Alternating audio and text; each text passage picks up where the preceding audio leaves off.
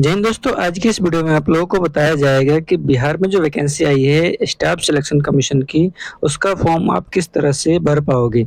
इस वीडियो में आप लोग लास्ट तक बने रहिएगा। अगले 5 से 6 मिनट में आप लोगों को बता दिया जाएगा किस तरह से आप इस वैकेंसी में अपना फॉर्म फिल कर पाएंगे बहुत ही आसानी से, ताकि आपका फॉर्म रिजेक्ट ना हो।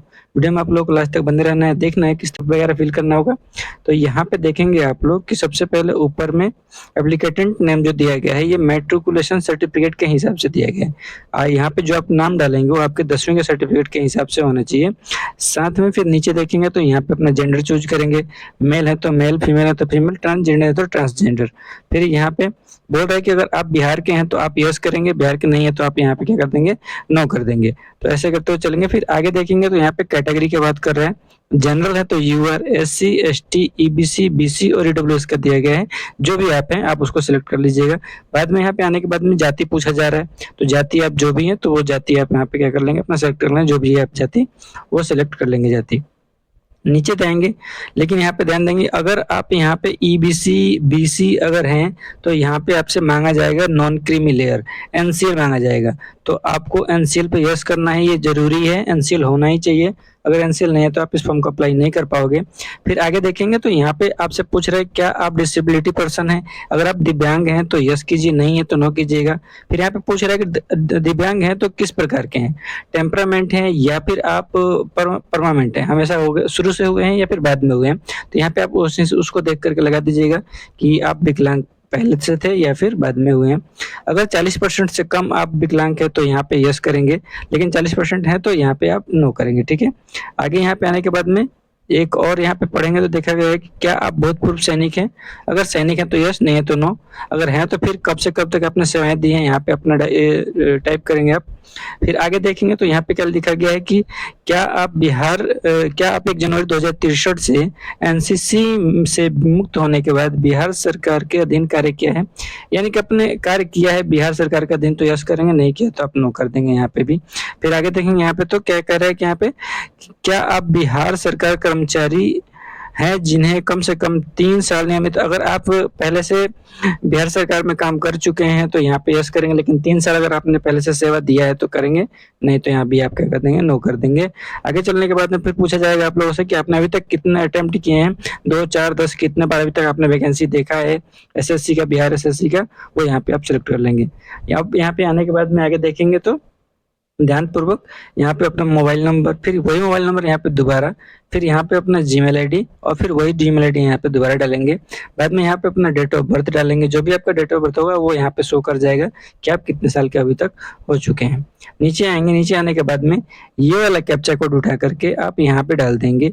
उसके बाद में यहाँ पे सेव एंड कंटिन्यू पे नेक्स्ट करेंगे। इतना करते ही आप दूसरे पे चले जाएंगे लॉगिन होने के लिए, या फिर आपको आप वहाँ पे क्लिक करेंगे, क्लिक हेयर टू कंटिन्यू पे क्लिक करेंगे तो आपको यहाँ पे साइड लेकर के आएगा बिहार स्टाफ सिलेक्शन के साइड पर, जहाँ पे आप लोगों को थोड़ा सा नीचे करने पे आपको दिखेगा कि रजिस्ट्रेशन नंबर, पासवर्ड और यहाँ पे कैप्चा कोड डालने के लिए। तो आपको जो रजिस्ट्रेशन नंबर मिला है वो आप यहाँ पे डालेंगे, जो पासवर्ड मिला है वो पासवर्ड यहाँ पे डालेंगे और ये वाला कैप्चा कोड उठा करके आप यहाँ पे डाल देंगे। जैसे कि मैं डालता हूँ वैसे आप लोग भी कर लेंगे। तो यहाँ से मैं अपना रजिस्ट्रेशन नंबर डाल लेता हूँ, पासवर्ड डाल लेता हूँ और यहाँ पे मैं क्या करूँगा, कैप्चा कोड उठा करके अपना ये वाला कैप्चा कोड यहाँ पे मैं फिल कर दूंगा। तो वैसे आप लोग भी इसको करने के बाद में आप यहाँ पे डायरेक्ट लॉगिन करेंगे, लॉगिन करके आप अगले स्टेप पे चले जाएंगे। तो वैसे मैं करता हूँ। जैसे ही आप लॉगिन करेंगे, लॉगिन करने के बाद में आपको कुछ इस तरह का इंटरफेस दिखाई देगा, जिसमें आप लोगों को 5 से 6 स्टेप दिखा देंगे। स्टेप 1 पर्सनल डिटेल्स डालना है, स्टेप 2 आपका पेमेंट होगा, स्टेप 3 डॉक्यूमेंट अपना डालना है, स्टेप 4 जो है वो क्या करना है कि सिग्नेचर और फोटो अपलोड करना है, स्टेप 5 में अपना लाइव फोटो खींचना है और स्टेप 6 जो है इसमें एप्लीकेशन स्लिप जो होगा वो आप लोगों को मिल जाएगा। तो इतने सारे स्टेप में आपको फॉर्म फिल होगा, जो कि बहुत ही जल्दी फटाफट से हो जाएगा। तो शुरू करते हैं कैसे इस फॉर्म को फिल करना है। अब हमें क्या करना है कि थोड़ा सा नीचे स्क्रॉल डाउन करेंगे और जो भी नीचे डिटेल्स डालने के लिए बोल रहा है वो सबको फिल करेंगे। अब यहाँ पे ध्यान दे करके एक-एक चीज़ समझते हुए चलेंगे आप लोग। आपका पहले तो यहाँ पे अपना नाम दिखाई दे रहा होगा। जो ये कॉलम दिख रहा है यहाँ पे अपने पिता का नाम डालना है, यहाँ पे अपनी माता का नाम डालना है, यहाँ पे आपका अपना जेंडर दिख रहा होगा। अब यहाँ पे देखेंगे तो यहाँ पे लिखा आएगा कि अस्थायी निवास प्रमाण पत्र जारी करने की तिथि।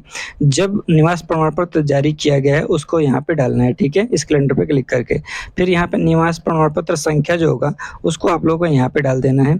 दूसरा फिर कह रहा है कि निवास प्रमाण पत्र आपका किसने जारी किया था? आरओ लेवल का है तो आरओ यहाँ पे क्लिक कर लेंगे, अगर एसडीओ लेवल का है तो एसडीओ क्लिक करेंगे, जो भी है वो वहाँ पे क्लिक कर लेंगे आप लोग। फिर नीचे आने के बाद में आपको यहाँ पे कैटेगरी पूछेगा, कैटेगरी आपका क्या है? तो यहाँ पे अगर अन्य पदाधिकारी का नाम है तो यहाँ पे क्लिक करेंगे, नहीं तो वही ठीक है। फिर यहाँ पे नीचे आने के बाद में अगर आप बीसी हैं, ईबीसी हैं, तो आपको क्रीमी लेयर लगेगा, इसके लिए आपने ऑलरेडी यहाँ पे यस कर रखा है। तो वैसे ही जब रजिस्ट्रेशन करेंगे तभी करना होगा और यहाँ पे अपना वो ईबीसी का जो आपने सर्टिफ़िकेट बनाया है एनसीएल सर्टिफ़िकेट, तो एनसीएल का यहाँ पे नंबर डालना होगा आप लोगों को, ठीक है? और अगर आप एससी-एसटी हैं, तो एससी-एसटी का नंबर डालना होगा सर्टिफ़िकेट का। फिर इतना करने के बाद में यहाँ पे वो जो सर्टिफ़िकेट है आपका, वो कब जारी किया गया वो डालना है। फिर वही बात कि किसने उसको जारी किया है, आरओ लेवल का है, डीओ लेवल का, एसडीएम लेवल का है, वो यहाँ पे से क्लिक करना है, ठीक है? फिर यहाँ पे कह रहा है कि सर्टिफ़िकेट प्रमाण पत्र जारी करने वाला अधिकार, ठीक है? तो यहाँ पे आपको अगर कोई और है तो अन्य है कि कोई तो यहाँ पे डालना होगा, नहीं तो फिर आरओ लेवल का है तो वो वही डालेंगे आप लोग। बाकी ये सब जितना है ये ऑलरेडी नो हो चुका है तो इसको छोड़ेंगे, छोड़ कर के नीचे स्क्रॉल डाउन करेंगे। जब आप थोड़ा-सा नीचे करेंगे तो आपको यहाँ पे दिखेगा आपका मोबाइल नंबर, आपका ईमेल आईडी, आपका डेट ऑफ बर्थ और अभी तक आप कितने साल के हो गए हैं वो यहाँ पे आपको दिख जाएगा। तो ये सब आप अच्छे से देख लेंगे। उसके बाद में यहाँ से पूछ रहा है कि आपके घर में कोई स्वतंत्रता सेनानी है तो यस करेंगे, नहीं तो नो करेंगे। ठीक है? तो यहाँ पे प्रमाण पत्र संख्या डालना होगा, नहीं तो कोई बात नहीं। फिर वही बात फिर यहाँ पे नीचे आएँगे तो आपके पास में आधार कार्ड है तो यस करेंगे, नहीं तो नो करेंगे। सबके पास में होता है तो आप यहाँ पे यस करेंगे और करके यहाँ पे अपना आधार कार्ड नंबर डाल देंगे। फिर यहाँ पे कह रहा है कि पहचान अपना कोई भी आपका पहचान होगा, हाथ में कटा-पिटा का कुछ भी निशान होगा, वो आप लोगों को यहाँ पे डाल देना है। फ़ोटो का पहचान पत्र डालना है, आप क्या डालना चाहते हैं, आधार कार्ड नंबर वगैरह जो भी डालना चाहें, तो यहाँ पे अपना आधार कार्ड डाल सकते हैं। फिर यहाँ पे कह रहा है कि आपका कोई अपना निशान उम्मीदवार के जैसे ऐसा होता है कि कहीं हाथ में कटा-पिटा का निशान होता है या फिर कोई घाव का निशान है, तो वो डाल देंगे या फिर तिल वगैरह है, तो वो यहाँ पे आप लिख देंगे। इतना करना होगा आपको करके फिर नीचे स्क्रॉल करेंगे। अब यहाँ पे आने के बाद में यहाँ पे आप देखेंगे कि आपसे पूछा जा रहा है कि कभी आपने यूपीएससी का एग्ज़ाम दिया है या फिर पीसीएस का एग्ज़ाम दिया है, उसमें किस वजह से आपको छाँट दिया गया था? तो यहाँ पे येस नहीं तो नो करेंगे आप अगर आपने नहीं दिया है तो, ठीक है? अगर आपने किया है यूपीएससी का एग्ज़ाम दे कर के आपने छोड़ा है तो आप यहाँ पे कब से कब तक किया है वो सब अपना डिटेल्स भरेंगे, नहीं तो वो भी आप नो करेंगे, वो खत्म हो जाएगा। उसके बाद में यहाँ पे अपना डिटेल्स भरना है अच्छे से, अपना यहाँ पे पता, यहाँ पे गाँव, पुलिस स्टेशन, डाकघर, राज्य भरेंगे, डिस्ट्रिक्ट भरेंगे और यहाँ पे पिन कोड डालेंगे। अब अगर आपका जो अभी आप जहाँ पे रहते हैं वो एड्रेस और आपका पहले जो आपका मेन एड्रेस है आपके घर का, अगर दोनों सेम है तो आप यहाँ पे क्लिक करेंगे, फिर दोनों तरफ एड्रेस एक ही आ जाएगा। लेकिन अगर आप अलग-अलग एड्रेस पे रहते हैं, जैसे कि मान लीजिए अभी आप दिल्ली में रहते हैं, तो ये पत्राचार का पता में आप यहाँ पे वो एड्रेस डालेंगे और यहाँ पे परमानेंट एड्रेस यानी कि अपने घर का एड्रेस आप इसमें डालेंगे। तो ये अच्छे से आप लोग देख लेंगे, देख कर के आप क्या करेंगे, थोड़ा-सा नीचे जाएँगे। जैसे ही आप थोड़ा-सा नीचे स्क्रॉल डाउन करेंगे, आपको यहाँ पे सबमिट करने के लिए मिलेगा। तो आप यहाँ पे सबमिट करेंगे, लेकिन सभी डिटेल्स को चेक करके फिर एक बार और सबमिट करने को मिलेगा आपको। जब स्टेप 1 आपका कंप्लीट हो जाएगा, तो वो यहाँ पे ग्रीन हो जाएगा। इसके बाद आपको थोड़ा-सा स्क्रॉल डाउन नीचे एकदम जाना है, जहाँ पे सबमिट लिखना आता है, वहाँ पे आपको जाकर के फाइनल सबमिट करना है। तो आपको यहाँ पे देखिए देखने को मिल रहा है आपको कि प्रोसीड फॉर पेमेंट यानी कि फर्स्ट स्टेप पूरा हो चुका है। सेकंड स्टेप में पेमेंट था तो आपको यहाँ पे प्रोसीड फॉर पेमेंट पे क्लिक करना है। क्लिक करते ही आपको पेमेंट करने के लिए ऑप्शन आएगा। अब इतना जब करेंगे आप तो आपको इसके साइड पे लेकर के आएगा पेमेंट डिटेल्स में आपका यहाँ पे पंजीकरण संख्या दिखाएगा, आपका नाम, पिता का नाम, माता का नाम, आपका जो जेंडर है जेंडर दिखाएगा, आपका कैटेगरी दिखाएगा, आप कहाँ के हैं वो दिखाएगा और यहाँ पे आपसे बोलेगा ₹100 का पेमेंट करने के लिए जो कि आपको ऑनलाइन भुगतान करना होगा। तो आप इस वाले पे क्लिक करेंगे, क्लिक करके आप नीचे पेमेंट पे क्लिक करेंगे। अब जैसे ही यहाँ पे प्रोसेस ऑनलाइन पेमेंट पे क्लिक करेंगे तो आपको पेमेंट के लिए लेकर के आगे जाएगा।